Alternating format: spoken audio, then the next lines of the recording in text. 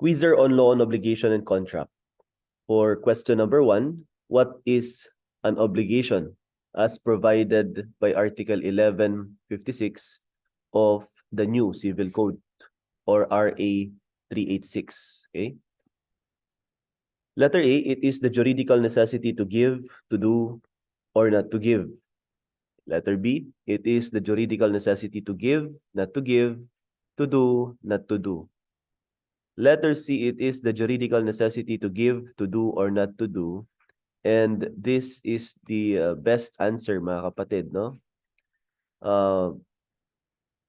Yung letter D, it is the juridical necessity to give, not to do, or to do. Binaliktad lang naman. But again, okay, to be specific, under Article 1156, letter C is the said provision of the article.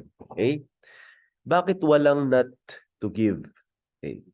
Because again, not giving something or not delivering something is included in not doing. No? So hindi na kailangang indicate pa na juridical necessity not to give. Okay. Bakit siya juridical necessity? What is the significance of this provision? Okay. Juridical necessity, which means that the debtor or obligor, as one of the elements of obligation, is duty bound to comply with his obligation. Okay. Otherwise, there will be a penalty or sanctions, or the court may compel him, okay, to perform his obligation. Okay, so juridical necessity. So you can ask the assistance of the court. Number 2, the following are sources of obligation except we have L, C, D, Q, Q. Okay, law, okay, contract, delict, quasi-contract, okay, and quasi-delict. These are the sources, or also known as the legal tie, okay, juridical tie, also known as the efficient cause, I should say. Okay, so dito, culpa aquiliana is considered as quasi-delict. No? Culpa means negligence. Yan. Now, mora means delay. Okay? Mora solvendi means debtors delay. Okay? And letter D is not the source of obligations provided under Article 1157 of the new Civil Code, because letter D is one of the causes of damages under Article 1170, no, of the new Civil Code. So para magkaroon ng damages, okay, our acronym is FNDC. Okay, so you have here fraud, negligence, delay, or contravention of the tenor of the obligation. Okay, so yung mora solvendi, that's part of the delay. Okay, and we have mora accipiendi, that is the creditor's delay. Mora solvendi, that's the debtor's delay, or compensatio mori, when both parties are in delay. Example po niyan, when the vendor, okay, promises to deliver the thing on September 15, okay, and the vendee also promises to pay for the price on the same day, but today is already September 16. The vendor did not yet deliver the said thing, okay, the object of the obligation. More so, okay, the vendee or the buyer, okay, failed to pay for the price. So both parties are in delay. So that's compensatio mori. Okay? So we have discussed this.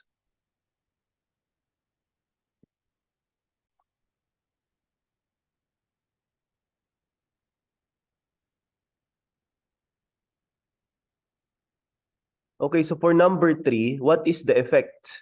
Okay, what is the effect when the debtor voluntarily pays the creditor of his obligation after prescription. Letter A, the payment is not valid because of prescription. No. Even if there is extinguishment, okay, if the payment was given by the debtor voluntarily, the payment will be valid, okay, even after prescription, and the creditor may retain the payment. So the answer here, class, is letter B. Okay, letter B. So ito po yun. Number 4, Jonel is driving the jeepney of Justin at speed of 150 kilometers per hour in Espana Boulevard without headlights. So definitely, Jonel is acting negligently. Okay? And when he crashed into barrier and accidentally bumped and killed pedestrian Tintin, Jojo, a passenger, was injured due to the said accident. Which of the following is true? Okay? So Jonel is liable to Jojo under delict while he is liable to Tintin under quasi-delict. Okay, this can be the answer. Okay, but the best answer, mga kapatid, is Justin is liable to Jojo under contract while he is subsidiarily liable to Tintin under quasi-delict or under delict, I should say, if Jonel is insolvent. Okay, so letter C ang tamang sagot. Now for number 5, this provides that where both parties are negligent but the negligent act of one is appreciable later in the point in time of the other, and the other who had the opportunity to avoid the impending harm but failed to do so is chargeable with a consequence, and this is the so-called doctrine of last clear chance. Letter D ang tamang sagot. And number 6. For number 6, the element necessary or requisite to establish a quasi-delict case are the following. Except damage to the plaintiff, that's one. Negligent act or omission by the defendant or some person whose act the defendant must respond was guilty. Since ang sabi sa letter B ay plaintiff, letter B na ang sagot natin. Number 7, Berlin, Tokyo, and Nairobi are solidarity debtors or solidary debtors of Serio and Marikina for 50,000. How much can Serio collect from Tokyo? Since there is concurrence of 2 or more debtors and 2 or more creditors, okay? Again, this is a part of the kinds of obligation, mga kapatid. So we have 50 divided by 2 creditors, that's 25, okay? And solidary yung mga debtors, no? But the creditors, Serio and Marikina, are joint, no? So 50 divided by 2, that is 25. 25 divided by 1 for having a solidary debtor, then our answer is letter B. Okay? Now, number 8. As a rule, the officious manager is not liable for any loss or damage in case of fortuitous event, except when. Is it A, when the interest of the owner, okay, is being prioritized, when he prefers the interest of the owner. Letter B, return the property or business after demand by the owner. Letter C, he is manifestly unfit to carry on the management, especially when the same was assumed to save the property from imminent danger. Or letter D, undertaking risky operation which the owner was accustomed to embark upon. Our answer here, class, number 8, is letter C. Okay, so unfit siya, no? Hindi po siya capable to manage the property. So any damage or loss as a result of his act, okay, is imputed to him. So the officious manager shall be liable. Number 9, the liability of 2 or more officious manager is, as a general rule, kapag meron pong 2 or more debtors, the liability is joint. That's the general rule. Okay? But with regard to officious managers, okay, the liability of officious managers, 2 or more officious managers, is solidary. Okay? So is it letter B, solidary, unless the management was assumed to save the business from imminent danger? Okay, letter C, solidary if management was assumed to save the thing or business from imminent danger. The correct answer, class, is letter B. Okay? So as a rule, solidary. Okay? Unless, sabi doon, okay, ang purpose is to save the business from imminent danger, so kanya-kanya na lang po yan. Yan, joint po sila. Okay? Pero pag sinabi kasing solidary if, o di dapat joint muna. Magiging solidary lang kung, okay, yung management ay the purpose of which is to save the thing from imminent danger. Okay, so letter B ang best answer for number 9. Okay, for number 10, in alternative obligation where the right of choice has been expressly given to the creditor if all were lost by reason of debtor's fault. Okay? So, kung ang pipili pala, no, in an alternative obligation, like say for example, Juan de la Cruz, okay, promises to deliver a goat, a horse, a dog, or a cow. Ang sabi doon ay or, kaya alternative, no? Kahit isa ang i-deliver lang, it will extinguish the obligation of Juan de la Cruz. But the right of choice belongs to the creditor. Okay? So hindi si Juan de la Cruz ang mamimili, no? So kung sakali man na ang creditor, kung kanino niya i-deliver ay si Pedro, then Pedro has to choose among, okay, the prestations or object. Okay? But unfortunately, due to the debtor's fault, okay, it is Juan de la Cruz, okay, who negligently or due to his actions resulted to the loss of all the prestations or object. So wala nang pagpipilian si creditor. Ang sabi ng batas, the creditor may choose the price of any, okay, of the prestation lost plus indemnity for damage. Okay? So, is it letter A? Creditor may recover the value of the last thing which disappeared. Ito ay remedy kung ang right of choice ay nakay debtor. By the way, kung silent sa problem, sino ang may right of choice? Definitely, okay, it is the debtor who has the right of choice kung silent because siya ang may obligasyon na mag-perform ng, okay, pag-deliver ng thing. Okay? Since ito po ay naibibigay, okay, kay creditor yung right of choice, it means nasa exception yon. Okay? It's agreement between the two. So kung ganun pala, hindi po yung last thing that disappeared ang ibabayad ni debtor. Kung hindi, the creditor may choose the price of any one of the prestations lost. Okay? Plus indemnity for damages. Okay? So letter B is the correct answer. Number 11, the following are causes of damages under Article 1170 of the new Civil Code. Again, we have discussed, okay, the following causes, no? FNDC, fraud, negligence, delay, and contravention of the tenor of the obligation. Yung letter A, mali po ito kasi diligence ang sabi, hindi po delay. Yung letter B, fraud means dolo, negligence means culpa, no? Delay means mora, and contravention of the tenor of the obligation or simply breach of contract. Okay, so the correct answer, class, it is boy. Okay? We have to select the best answer. Kaya yung kompleto, no? Yung letter D, fraud, negligence, dolo. Dolo and fraud are the same, no? And contravention, this can be the answer, but the best answer again is letter B. Okay? So ayan po.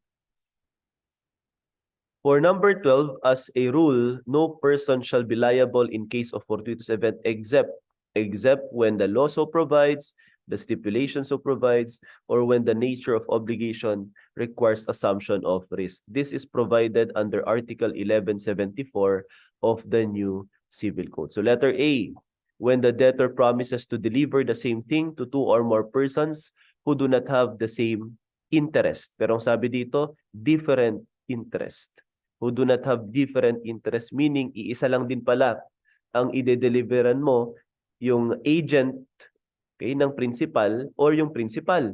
So ibig sabihin, okay, Ang sabi ng Article 1174, when the law so provides, liable ka pag nawala ang i-deliver mo kung prinamis mo to deliver to 2 or more person who do not have the same interest, magkaibang tao. So double sale. No, double sale. You are liable in case of double sale.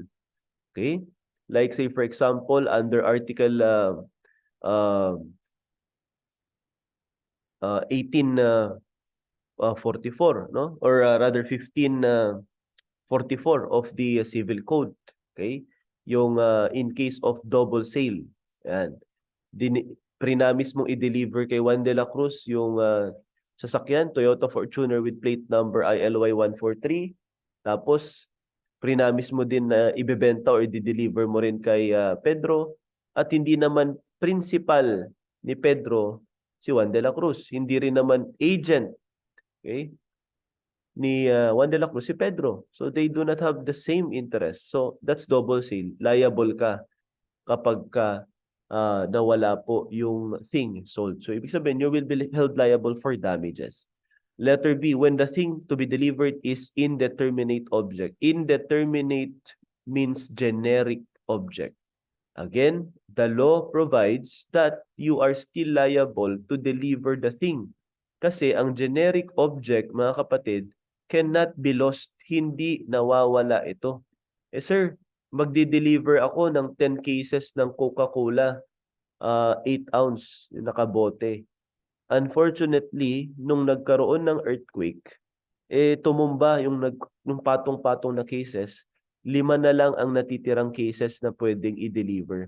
So, will I be held liable for the delivery of the remaining 5? The answer is yes, because the thing to be delivered is generic.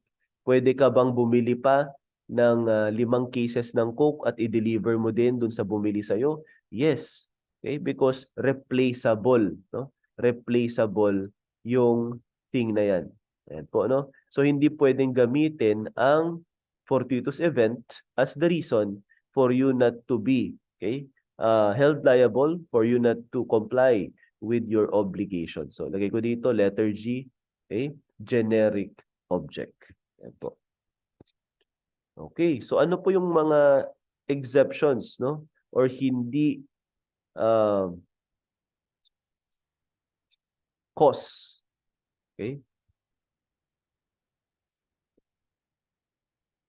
For letter C, when the nature of obligation does not require assumption of risk. Ito. Okay? So, yung isa sa mga exceptions, mga kapatid, is stipulation of the parties provides. Okay? So, LSN ang acronym natin doon eh. The law provides, the stipulation of the parties provides, and the nature of the obligation requires, ito kasi does not na naman eh, requires assumption of risk. Okay? So, lahat yan, mga kapatid. No? Lahat yan. Okay? All of the above. So, dapat, para maging exempt, okay, ina-assume dapat nila yung risk. The following are obligation of debtor to deliver the terminate thing, except in delivering the thing, you have to deliver the thing. Okay? You have to take care of the thing with the diligence of a good father of the family. You have to deliver the fruits.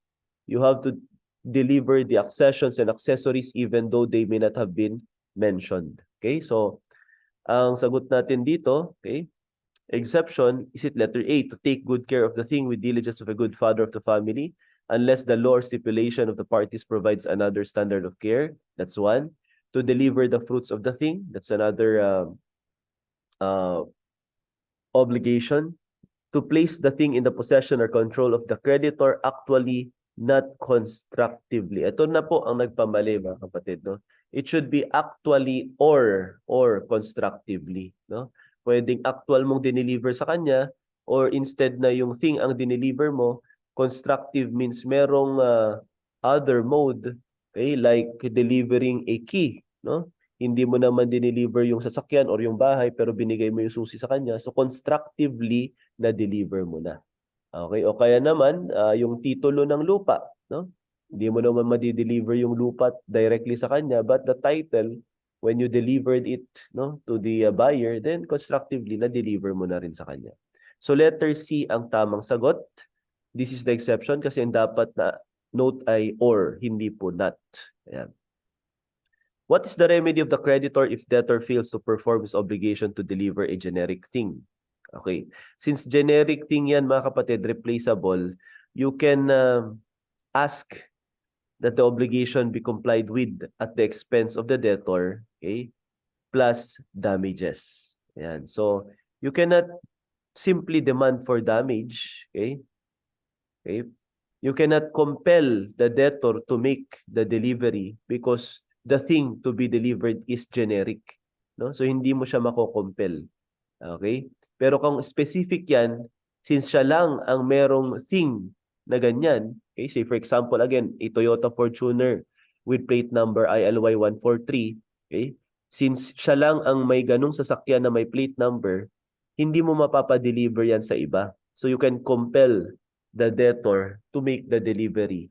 Okay? Kung sakali man, mga kapatid, na specific yung thing. No? Pero kung ito po ay generic, you can ask that the obligation be complied with at the expense of the debtor plus damages. Okay? Kasi hindi niya na-fulfill yung obligation niya.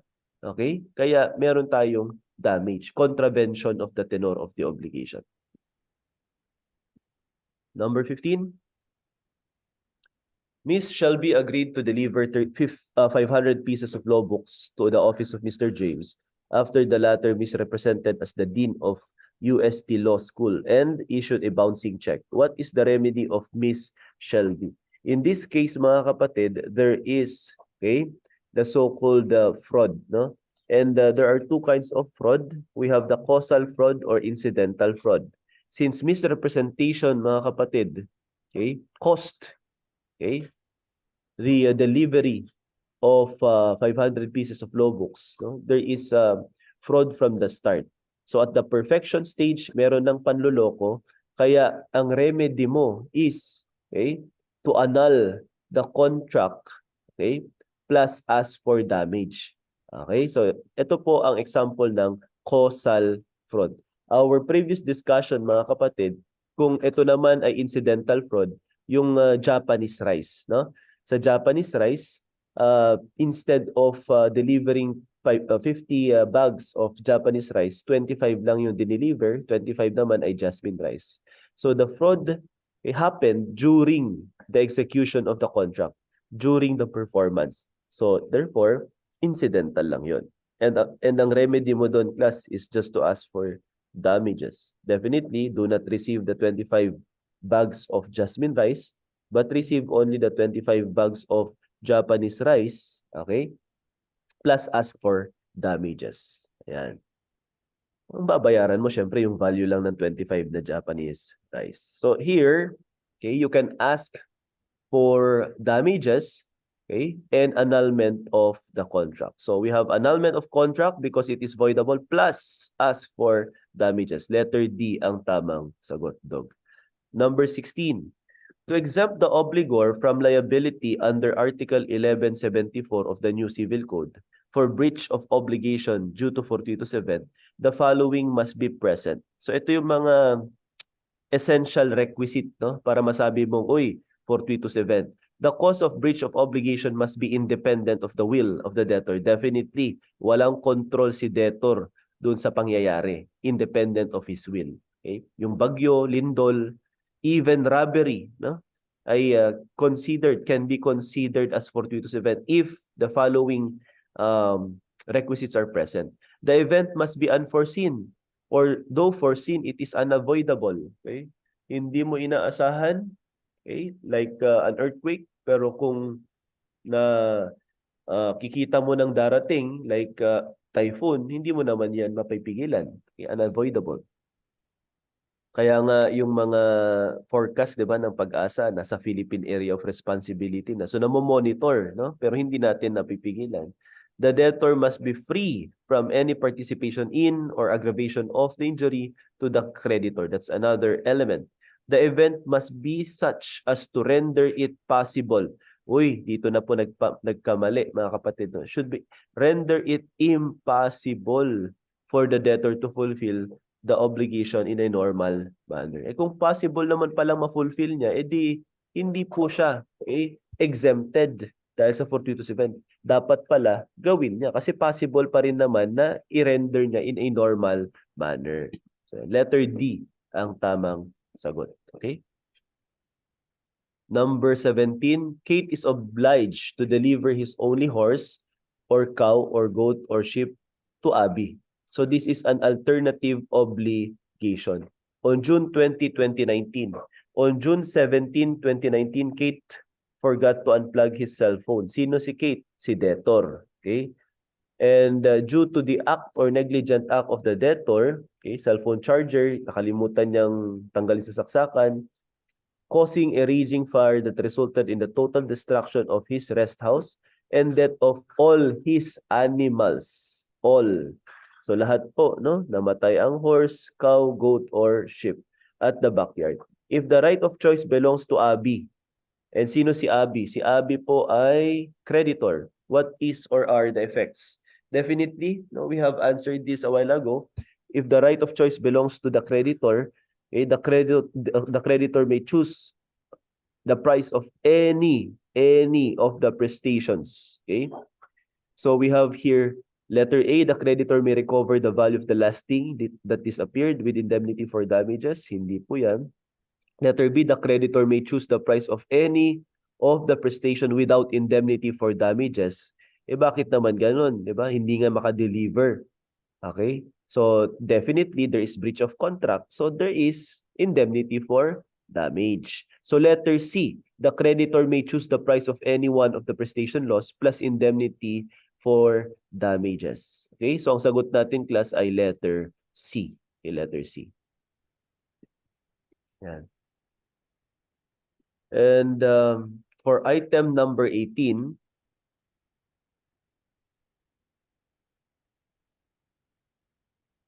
Jet agreed to deliver 10 cases of liquor, specifically 750 ml, Jose Cuervo to Brian on June 14, 2019. However, on June 17, 2019, the warehouse of Jet, including the said 10 cases of liquor, was burned due to fortuitous event. Okay? Hindi po kagustuhan ni Jet, okay, independent of his will, unforeseen. However, okay, ang sabi po sa element, dapat it will render him impossible, okay, or it will render impossible for him to perform his obligation.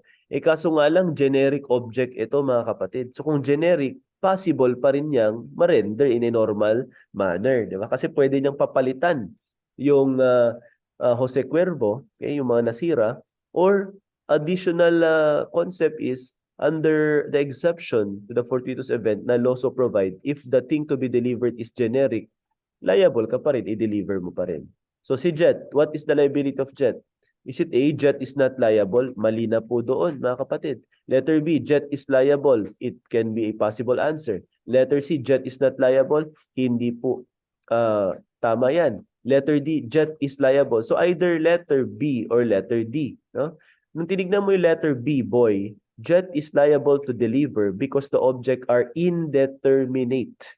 Letter D naman, Jet is liable but the obligation to deliver is extinguished. Eh kung liable siya, eh bakit naman extinguished na yung obligation niya? So the best answer, class, letter B, boy. No? Ang reason kung bakit siya liable pa rin ay dahil ang kanyang object na i-deliver ay generic. Number 19. Lancer sold his blue Toyota Land Cruiser with plate number IMY 333 to Paula on June 14, 2019. The next day, Lancer sold the same car to Paulo, the brother of Paula, acting as the latter's agent. However, on June 16, 2019, the house of Lancer, including the said car, was burned due to fortuitous event. Again, I would like to highlight latter's agent. So agent pala ni Paulo, si Paula. Okay? Or the other way around, no? Si Paulo, okay? The brother of Paula is acting as the agent. So this is a sale or delivery to two or more person who do have same interest, di ba? Parehas ang interest nila. Ngayon, noong June 16, 2019, the house of Lancer including the said car was burned due to fortuitous event. What is the liability of Lancer? Is it A, Lancer is liable for damages because the loss is due to fortuitous event and the object is determinating? Hindi po ang issue ay determinate, no? Okay? Dapat liable ka pa rin kung indeterminate, di ba? Pwedeng palitan. Lancer is liable for damages because the loss is due to fortuitous event and he incurs no delay. Teka lang, no delay. Teka lang, June 14 dapat, the next day, binenta niya. However, June 16, 2019, nasira dahil sa fortuitous event. So kung titignan natin, there can be possibility of delay. Kaso nga lang, sabi dito, no delay since there was no demand. Bakit naman magiging liable siya kung wala naman palang delay? Diba? Letter C, Lancer is not liable for damages even if the loss is due to fortuitous event because he promises to deliver the same thing to two persons with the same interest. So, hindi po siya liable. Yan. Okay? Yung letter D, Lancer is liable for damages even if the loss is due to fortuitous event because he promises to deliver the same thing to two persons with different interest. Teka lang, no? Kumbaga, agent naman pala ni Paula, si Paulo, and the reason for selling is sa'yo ko na lang i-deliver, ibenta ko na lang sa'yo in behalf of Paulo. Yun yung concept niya. Okay? Ibig sabihin, same ang interest nila. The act of Paula, or rather Paulo, is also the act of Paula in this case. So letter C ang tamang sagot. Number 20.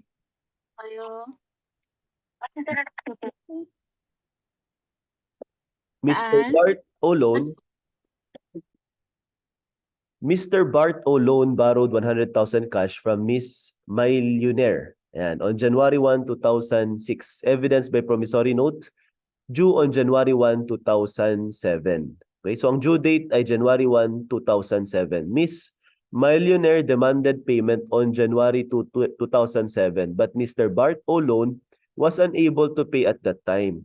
On February 1, 2017, this is already 10 years and 1 month. Halos 10 years and 1 month, no? Ang nakalipas has already lapsed, no? Miss Millionaire tried to collect the amount from Mr. Loan. Then the latter voluntarily pays the obligation. So we have to highlight na there is one of the mode of extinguishing an obligation known as prescription. But if the payment is voluntarily given after the prescription, okay, the previously considered civil obligation converted to a natural obligation which is not actionable in court na dapat, di ba? Ibig sabihin, hindi ka pwedeng magpatulong sa korte, but according to the civil code, if the natural obligation, no, converted civil obligation to natural, is paid or settled voluntarily by the debtor, the creditor has the right to retain the payment. Ayan, pwede niyang itago at valid na yung payment. So can Mr. Loan, okay, demand the return of the payment? Ang sagot natin, no. Okay? No, hindi na kasi voluntarily niya binigay. Hindi naman by mistake. Okay? So hanapin mo yung no. No because the obligation has not yet prescribed, hence it was perfectly a valid payment. Or letter D, no because the creditor has the right to retain the payment of the debtor in case of settlement of natural obligation. So this is the best answer. Letter D, dog ang tamang sagot. Okay? So that is for number 20. And number 21, this damage includes physical suffering, mental anguish, fright, serious anxiety, besmirched reputation, wounded feelings, moral shock, social humiliation, and similar injury. Ito class yung dinadagdag na damage kapag ka merong mga libelous remarks, no? So cybercrime, cyber libel, defamation, napahiya ka. Okay? Kagaya po ng case ni uh, Air France versus Carrascoso, no? Napahiya yung si Mr. Carrascoso. Nag-file siya ng damages, no? One of which is moral damage. Letter C ang tamang sagot. Okay? So that's for number 21. Number 22, umutang, borrowed 100,000 cash from MyPera on January 1, 2008. Evidence by promissory note due on January 1, 2009. MyPera demanded payment on January 2, 2009 but umutang was unable to pay at that time. Okay? So, on June 15, 2018, MyPera tried. So, kung bibilangin natin, due date niya January 1, 2009 plus 10 years, dapat January 1, 2019. Okay? So, hindi pa yan prescribed. MyPera tried, okay,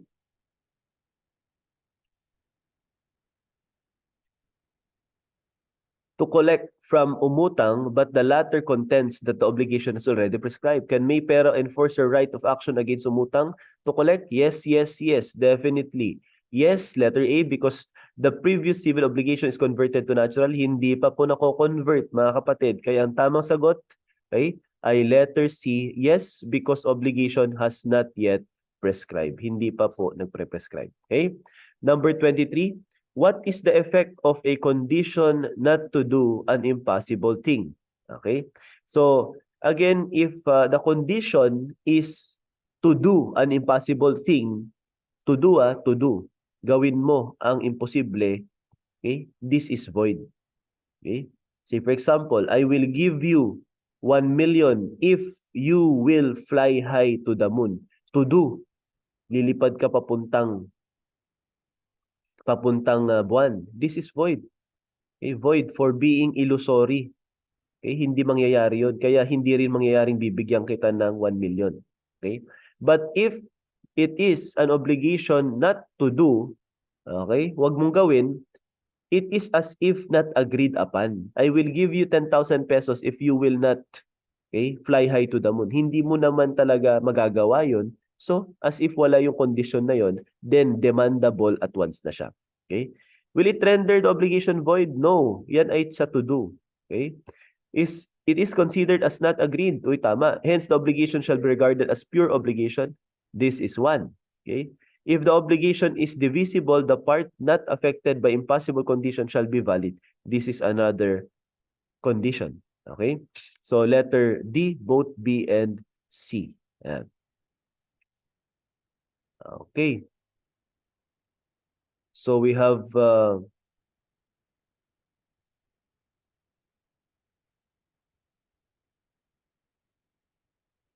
wait lang mga kapatid. Itong letter A, I stand corrected. A and C, this is for obligation to do an impossible thing. Okay? So yung letter D na sagot, that's for to do. But for not to do, okay, it should be letter B lang. Ayan. It is considered as not agreed upon. So kung hindi po pala part ng agreement, then it is demandable at once. Pure obligation. Yung A and C, this is for obligation to do an impossible thing. Void siya, tapos kung divisible, yung hindi po, okay, part or affected ng impossible condition will still remain to be valid. Number 24. Denozo is obliged to deliver his only horse or cow or goat or sheep to Gibbs on June 20, 2019. On June 17, 2019, Denozo forgot to unplug his cell phone charger, causing a raging fire that resulted in the total destruction of his rest house and the death of all his animals at the backyard. If the right of choice belongs to Denozo, kanina si Abby, creditor, siya yung may right of choice. Dito naman, etong si Denozo, siya naman yung may right of choice. What is or are the effects? Okay? So kung yung debtor ang may right of choice, the debtor may choose the price of, okay, the last thing that disappeared. Yun po, no? So the debtor, okay, rather the creditor may choose, I should say, the price of the last thing that disappeared. Ayan. Because the debtor, wala na siyang i-deliver, no? So kung wala na siyang i-deliver, mga kapatid, yung presyo nung last na nahuli or last na nawala or namatay, no? Yun yung as if pinaka-latest na dapat niyang ma-deliver. Yan. So the creditor may recover, so yan yung ibabayad ni debtor, okay? The value of the last thing which disappeared with indemnity for damage. Okay, so the correct answer is letter B. There is definitely damage because meron ng delay. Okay? O kaya naman merong breach of contract, wala siyang ma-deliver na. Yan. Okay, so that's for number 24, letter B.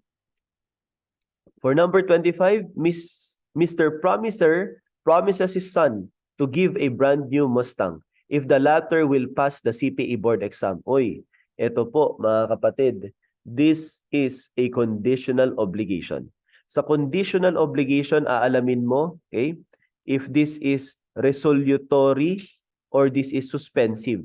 Okay, na-discuss natin class, ang resolutory, it will put an end to an obligation. Pag nangyari ang kondisyon, matatapos ang obligasyon. Pero kapag suspensive, suspended pa, it will put in effect or it will start the obligation or it will begin the obligation. Okay? Suspend pa lang ngayon. So pag pumasa ka ng board exam, sabi ni promiser sa kanyang anak, okay? Bibigyan kita ng brand new Mustang. So this is a suspensive obligation. Pero pag sinabi niyang anak, I will give you 2,000 pesos every day until you pass the board exam. So passing the board exam is conditional kasi may mga pumapasa, may hindi pumapasa. Kaya conditional po siya, no? So it may or may not happen. Pwedeng mangyari, pwedeng hindi mangyari. Kung ang sinabi ng tatay, Mr. Promiser, I will give you, okay, 2,000 pesos, okay, if you pass the board exam, uy, suspensive yun. Pero pag sinabi niya, I will give you 2,000 pesos until you pass the board exam, then pwede ka nang maningil. Okay? At kung pumasa ka na sa board exam, titigil na yung pagbibigay ni Mr. Promiser ng 2,000 pesos. That is resolutory. Okay?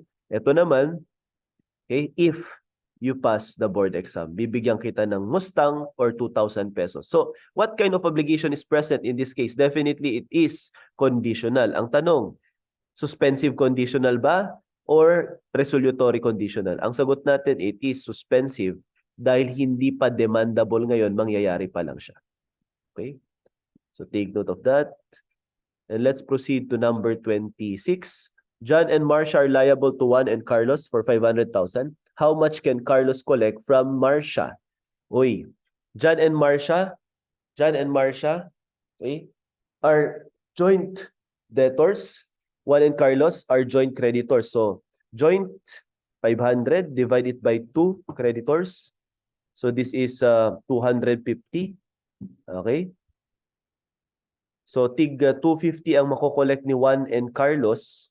Pero KKBS, kanya-kanyang bayad at singil. So divide it by 2 ulit na debtor kasi walang word na solidary or jointly and severally. No? So pag sinabing jointly and severally, solidary yun. Since silent, joint tayo. Kaya ito po ay 125. Okay? So this is a joint obligation. Our answer is letter C, 125,000. For number 27, Statement 1. The nullity of penal clause carries with it that of principal obligation. Hindi po, baliktad. Mali ito. The nullity of principal carries with it the penalty clause. Pero hindi po the other way around.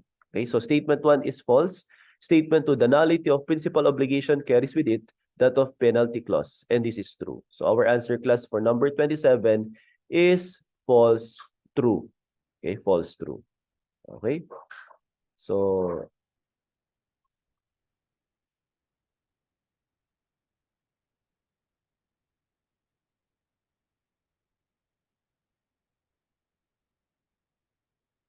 our answer class ay letter C, false true. Number 28.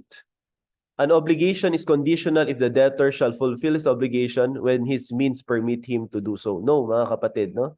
according to the civil code, okay, when the obligation depends on his means, okay, kung kaya na niyang magbayad, okay, ito po ay isi-set ng court kung kailan, no?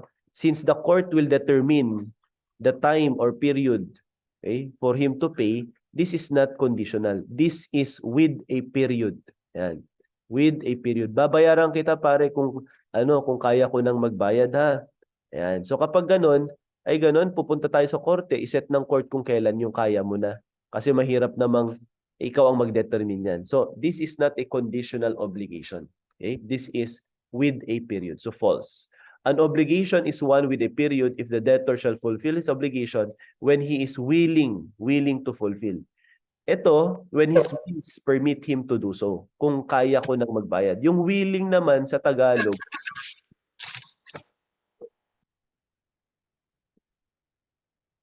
when he is willing to fulfill sa Tagalog class, no? Kung gusto na kitang bayaran, yeah? Kung gusto. Iba yung kung kaya na kitang bayaran. Ito na kung gusto na kitang bayaran. So ito, parang merong element of being potestative obligation, potestative. And a potestative obligation, okay, the fulfillment of which is dependent upon the will of the debtor is generally void. Kasi baka hindi rin niya gusto na bayaran. So hindi mangyayari yung pagbabayad, no? So this is not an obligation with a period, but this is definitely potestative obligation that is void. Okay? So false and false. Ang sagot natin letter D. Okay, so let's proceed to item number 29, okay?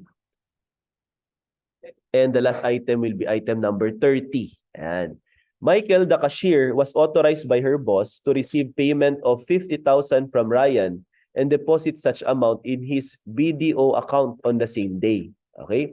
However, Michael failed to deposit and was constrained to bring home the said payment. While sleeping, Mr. Magnanakaw surreptitiously entered the house of Michael and stole jewelries, including the 50,000 cash. Remember mga kapatid, itong 50,000 na ito ay generic object. Okay? Even if the robbery is considered as fortuitous event in this case kasi hindi niya kagustuhan, independent sa will niya, pero pwede pa rin niyang ma-fulfill yung obligation niya.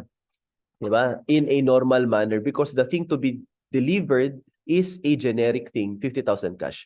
Is Michael liable for the loss of 50,000 cash? Yes, yes, yes. So hanapin mo yung yes. Yes. Yes, she is liable because robbery is never considered a fortuitous event. Ito po, mali naman class, no? Kasi yung robbery can be considered but generally, fortuitous event is act of God. So act of man is not a fortuitous event generally. So yung robbery, hindi siya fortuitous event but it is not considered as never na mangyaring fortuitous event siya. Pwede pa rin. No? Letter C, yes, she is liable even if robbery is considered as fortuitous event because she was negligent and the object is generic. So letter C ang tamang sagot. This is the best answer. Number 30, Aida, Lorna, and Fe are joint debtors of Monica and Gastambide for 60,000. Wala pong binanggit as to joint ba or solidary si Monica and Gastambide. So the presumption here is joint din siya. Sila, no? So 60,000, divide this by 2 creditors. We have here 30,000. So tig 30,000 ang sisingilin ni Monica at Gastambide. Kanino? Since joint din po ang creditors, divide this by 3 creditors. So tig 10,000 po ang sisingilin ni Monica, singilin niya kay Aida. Tapos ang obligasyon ni Aida kay Monica. Okay? Monica, singilin niya yung 10,000 kay Lorna. Tapos ang obligasyon ni Lorna kay Monica. Monica, singilin niya yung 10,000 din kay Fe. Tapos ang obligasyon ni Fe kay Monica. Okay? So nasingil na ni Monica yung 30,000 na due sa kanya. Si Gastambide naman, kanya-kanyang singil at bayad din po ito. Ganon din ang gagawin niya. Okay? So 10,000. How much can Gastambide collect from Lorna? Gastambide can collect the entire 60,000 definitely because hindi naman sila solidary creditor and solidary debtor. Gastambide cannot collect the entire 30,000 from Lorna alone because the debtors are not solidary. Okay? But Gastambide can only collect 10,000 considering that the creditors, Monica and Gastambide, they are joint creditors and Aida, Lorna, and Fe are joint debtors. So our answer, class, is letter C. Okay?